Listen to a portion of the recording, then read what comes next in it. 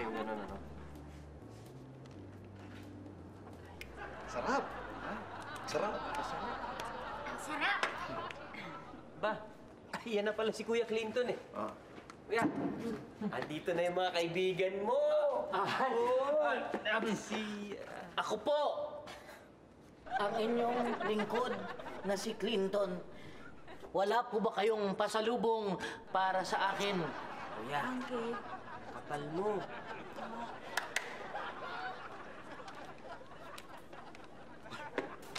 Kapal, ha? Kapal. Ito ang makapal.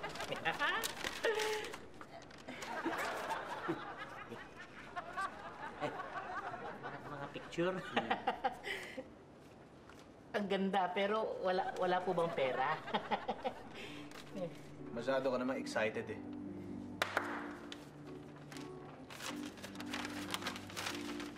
Ayun, dito sabi ko sa'yo.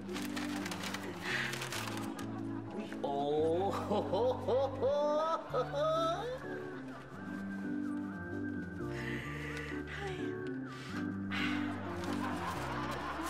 Thank you. Madadagdagan pa yan kapag nahanap mo na ang pangasawa ng prinsipe ngayon. Dahil bukas, bago lumabas ang buwan, kailangan na silang maikasal. Bukas na kaagad? Bakit parang ang bilis naman yata? Douglas, huwag kayong mag-alala. Kayang-kaya kong gawin ang inuutos nyo. Basta ba tama ang presyo? Hindi kami nagkamali ng pagpili sa'yo, Clinton. Maaasahan ka talaga. Asan ang mga babae? Hindi dapat pinaghihintay ang prinsipe! Akwan, nag-text na sila, padating na nga sila eh.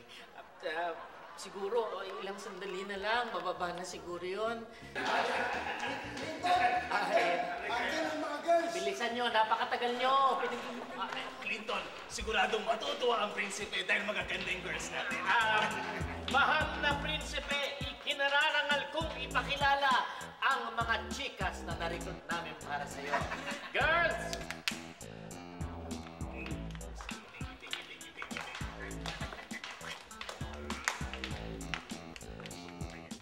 Ayan. Take your pick, take your pick.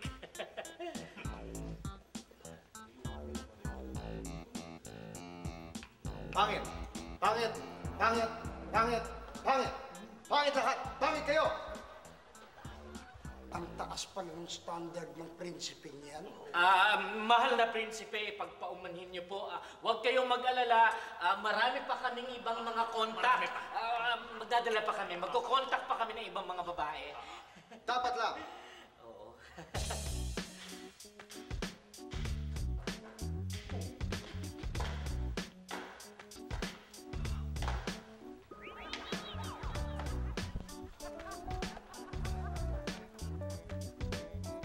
Siya. Siya ang nararapat sa kaharian natin. Ako? Mahal na prinsipe. Ano po, si Emma po yan. Hindi po siya kasama sa mga na-recruit namin. Ano lang yan, kasama lang namin sa kapitbahay lang. Yan, si Emma.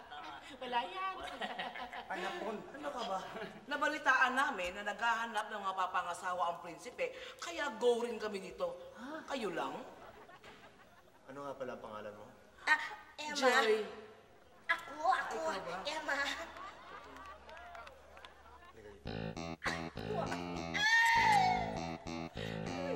Nakilala ko na ang bagong prinsesa ng ating kaharian. Si Emma. Bayaran ng mga babae yan.